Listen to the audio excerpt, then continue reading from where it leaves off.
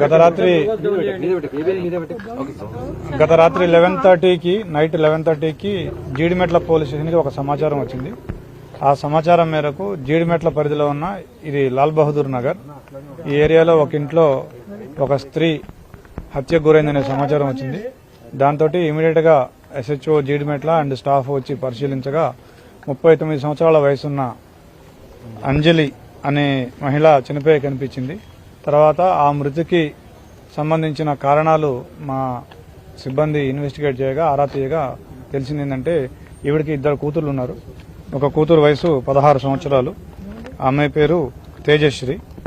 ఆ అమ్మాయి ఈ నెల 19వ తారీఖు ఒక లవ్ అఫైర్ తోటి ఒక వ్యక్తితో వెళ్లిపోవడం జరిగింది. వెంటనే ఆ తల్లి వచ్చి కంప్లైంట్ చేసింది.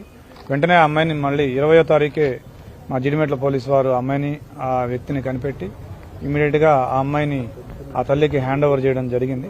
ఆ తర్వాత తల్లి బిడ్డకి ఇద్దరికి ఆ విషయంలో మనస్పర్ధలు వచ్చినాయి.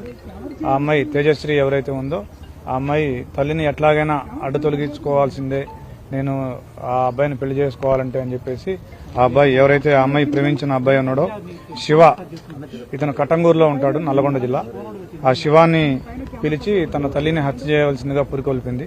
దాంతో శివ వచ్చి యశ్వంత్ అనే వాళ్ళ తమ్ముడిని కూడా తీసుకొని వచ్చి వాళ్ళిద్దరూ కలిసి ఈవిడ్ని చున్నీతోటి గొంతుకి బిగించి చంపడం జరిగింది. ఇది రాత్రి 7:30కి జరిగింది.